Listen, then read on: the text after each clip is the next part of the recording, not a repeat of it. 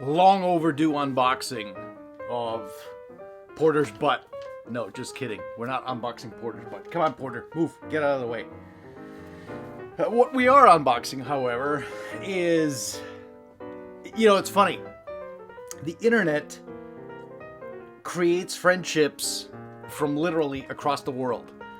And in this particular case, it's the great Craig Crane, who owns Analog October Records. I don't know if you guys can see this. Right there. Sticker. Here. Sticker. Whom I've developed a great friendship with through YouTube. He subscribed to my channel early on. And he was like, hey man, if you ever need any records, feel free to ping me. And, over the last sort of 3, 4, 5 months, I've gotten, I think this is the 3rd box. And so honest to goodness, I don't even remember what's in this box. We have like this thing where he starts piling a list of things together that he knows I would probably like. And I think I know that at least the Mark Knopfler box set is in here, because it's still not available in the US. So anyway, let's get to it. Unboxing. Live in front of the camera. Ooh, of course I am using a super special cobalt knife with a fresh blade. Look at that. It goes open just like butter. And... ta-da! We're open. Okay. Ooh. And of course I have to say, I'll put all the links below in his... to his website. Of course, this is not a sponsored video. I did purchase all of these records. And so, yeah, it's literally, let's see. What's in here first? I think this is the Knopfler box. Let's see what's in here. Goody, goody, goody. Alifarka Toure. Yes! I totally forgot about that. Oh my gosh. I'm telling you, I don't remember what's in here. What is this? Lloyd McNeil Quartet. Oh, this is great. I've heard this. Ah, yes. Of course. Gal Costa. Yeah, I mean, you gotta have this. So, what else is in here? Oh, Paul Weller. Yeah, it's Christmas. Hey, you could almost call this a Christmas unboxing. The great Sarah Vaughan. Live at Laren Jazz Festival 1975. So that's very cool. Another Sarah Vaughan, live at the Berlin Philharmonic. These are all these lost recordings. And then we've got the last one, which is, I think, Blossom Dearie. Yep. And then, yes. I have an original UK copy of Cat Stevens, Izitso. Yes. Even better. Original UK copy of Elton John. Thank you. Original UK copy of Elton John's greatest hits. I forgot about all about these records. And then last but not least, ta-da! Here it is. Oh my gosh, this thing's massive. Oh wait, there's more! Good lord. Alright, so here's the Mark Knopfler box set. Oh, nice embossed. It's all of his studio albums. 11 LP set. Looks very nicely done. Seems like they've done a good job. Although I did hear that Porter is barking. No, I did hear that this was pressed at GZ, which I'm not too thrilled about, but hey, we'll find out. A few moments later.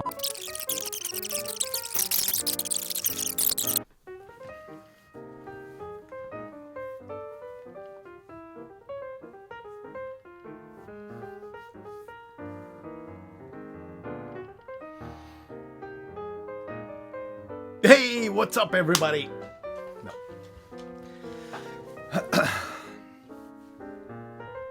So you're probably wondering, where's part 2? Well, it's right here. It starts right now. I am your lovable host, Danny K. SonicFlare. What's happening, everyone? This is the Christmas Day record unboxing special, part 2. Of course, it is December 24th, and in much of the world, Christmas is being celebrated. And, of course, the birth of Jesus Christ.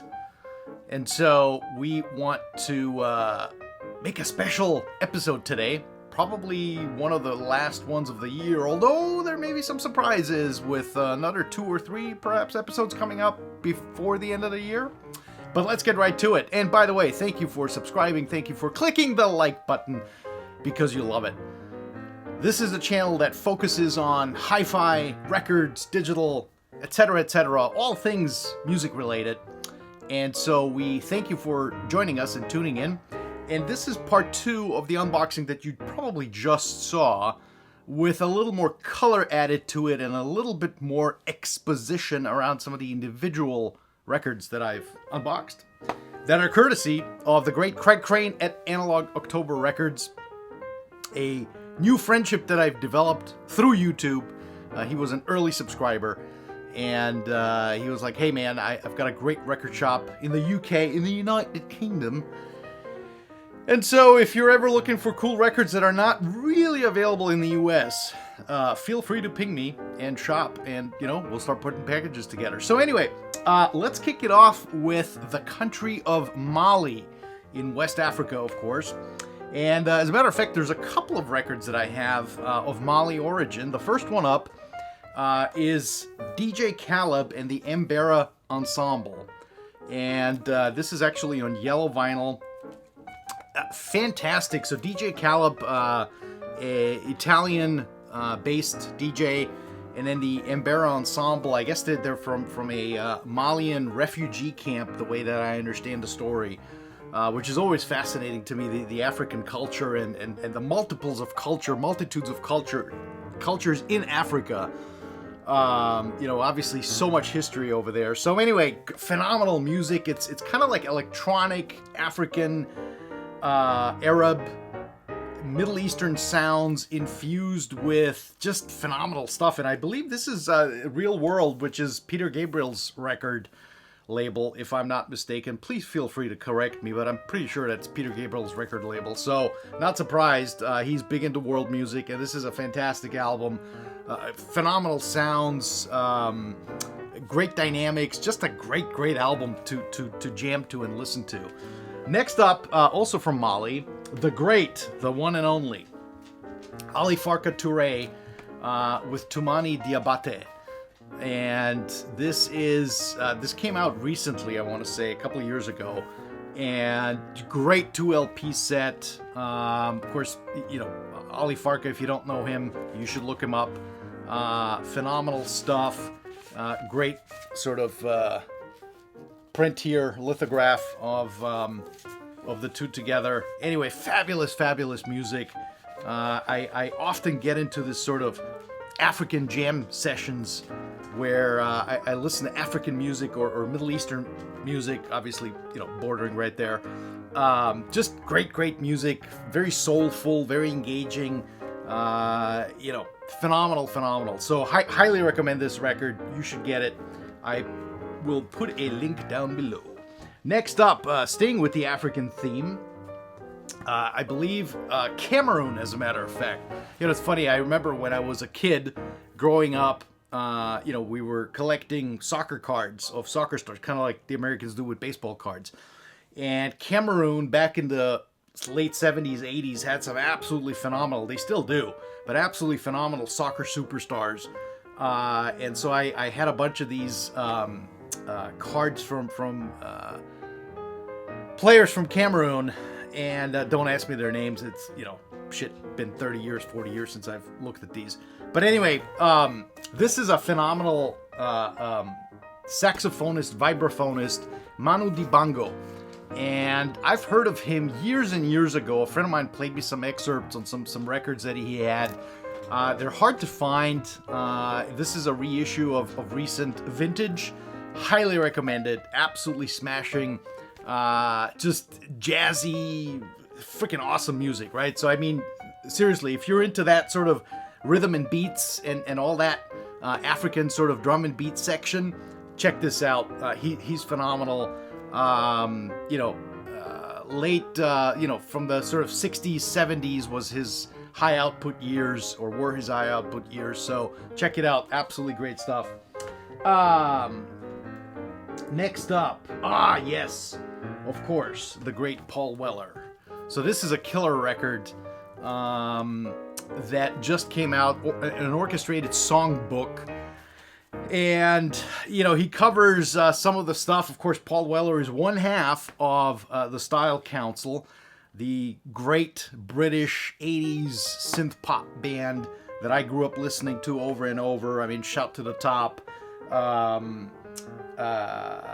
Let's see. Shout to the Top.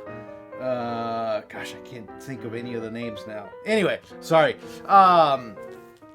So Paul Weller obviously has a great single output. Mike Talbot, I think, was his partner's name at the Style Council.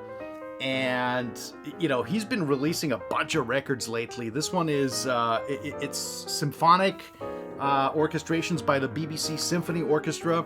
And it's pretty much Paul Weller's hits, his solo hits, as well as some of the hits with he had with Mike Talbot at the Style Council. There's a couple of great artists that join him in here. Boy George, James Morrison. So really, really cool album, 2 LP set. Great music. You know, if you're into Paul Weller, Style Council, and if you're not, you know what? We got to talk, because you really ought to be, because he's freaking phenomenal. Solo and with the Style Council. Next up, what do we...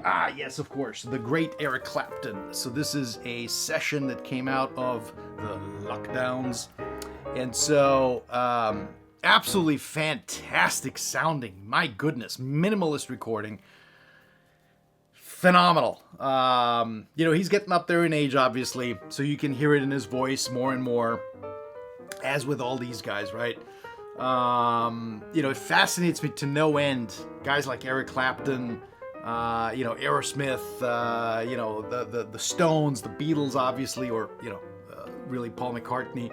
That these guys, you know, 50 years on, they're still rocking out. I mean, that's crazy, man. Anyway, so love Clapton. Great album. This came on yellow vinyl. And yeah, I mean, totally minimalist setup. Huge spacious sound. Phenomenal recording. Really, really well done. So check it out. And you'll be better for it. And then, yes, some original OGs. So a friend of mine told me, I'm big in, you know, I love Elton John. I mean, who doesn't, right? A friend of mine told me years and years ago, if you want Elton John to sound his best, you got to get the original UK first pressings. And he played me a couple, and the first thing you notice, literally, is, my goodness, these records all have bass on them. The American versions sound thin, frail, no bass, nothing. It sounds almost like a you know, 10th generation tape dub from the master, which is really bizarre. So anyway, I've got, you know, the self-titled Elton John. This is the, by the way, this is the third copy I'm on. Very hard to find in clean condition. And yeah, so this is a UK original first press. Sounds absolutely unbelievable. You will not recognize it compared to the US original. And same token, I bought the greatest hits. It was from the same seller that I now have stuff shipped to Craig at Analog October Records, and he then kind of packages it all together into a bigger box. But yeah, this is the greatest hits album, obviously. Same thing. It's dramatically better sounding than the US version of the greatest hits. You know, I don't know what happened. Who knows? And then, of course, same thing with Cat Stevens. This is an OG UK. Way better sounding than the American. So, yeah. Cool stuff. All right. And one last one. Let's see. What is the one last one I want to show? Oh, yeah. Of course. So this is the great Sarah Vaughan monophonic glorious sound. And this is the Berlin Philharmonie in 1969. Absolutely smashing. Great recording. Absolutely fantastic. Sarah Vaughan, I mean, you can't go wrong with her, right? So, good stuff there. And I think that about covers it. Yeah, and I guess you've seen I showed you guys the Mark Knopfler box set that is pressed at GZ. I have not played it yet, but they've done a nice job with the album. They look really nicely done. They come with embossed art prints of the actual cover art, which is kind of cool. And I don't know why they still don't have it in the US available. I think you can get it on Amazon, and it'll be like an international shipment. So anyway, that's it for December 24th. Merry Christmas, everyone.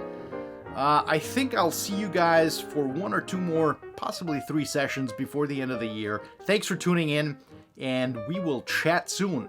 Have a great holiday, and enjoy time with friends and family, which is the most important part. Thank you.